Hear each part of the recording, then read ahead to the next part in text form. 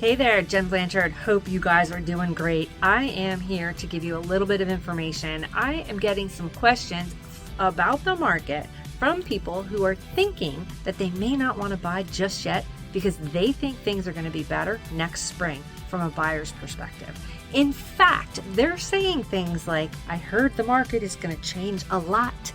I think that there's going to be a lot of foreclosures, so there's going to be many more opportunities for us to buy something on the cheap if we wait until this coming spring. I wanted to give you a little bit of information to put a framework around that thought so that you can understand what really is happening with regard to foreclosures and people who may or may not be in trouble with their current mortgages. Stay tuned.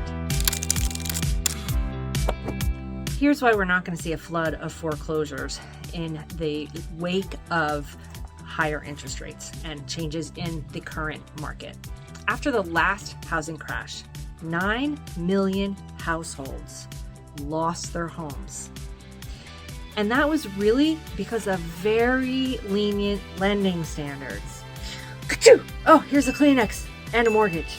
It was very easy to get a loan back then in the early 2000s. And again, when you have something that's unsustainable, things start to happen. And that's what's happening now. The rising prices are unsustainable. But we're not talking about that in this video. In this video, we are talking about mortgages and we're talking about foreclosures. So things that have changed since the last crash are stricter lending standards. These stricter lending standards are creating well-qualified buyers. It's harder to get a loan. It's harder to qualify for that money. So fewer people are buying, fewer people are getting loans, fewer people are not going to watch this video.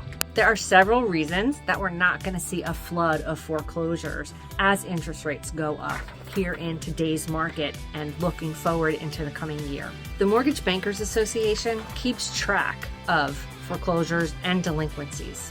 In the last 2 quarters, mortgage delinquency rates fell consecutively, lower than they've been since 1979, which is when the MBA started tracking that information. Less than 4% of mortgage holders are facing possible foreclosure. So remember that number, 9 million.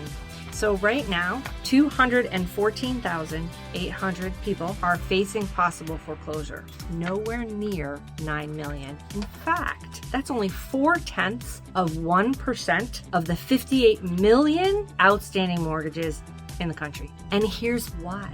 91% of people who have a mortgage have equity in their homes. That means that if they're having trouble paying their mortgage, they won't necessarily face foreclosure because they could sell that house and take the equity out. So let's keep in mind, when you hear things in the media, it's important to speak with an expert who has information that can put that data in context for you.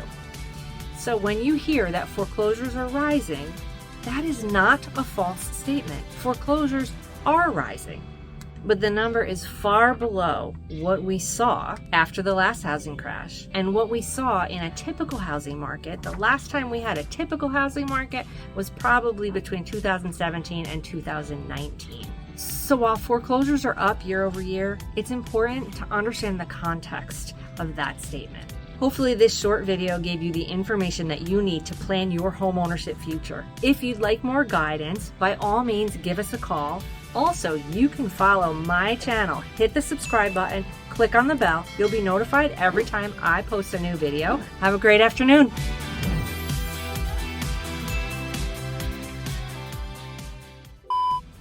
Jared, you know how to fix that one. See ya.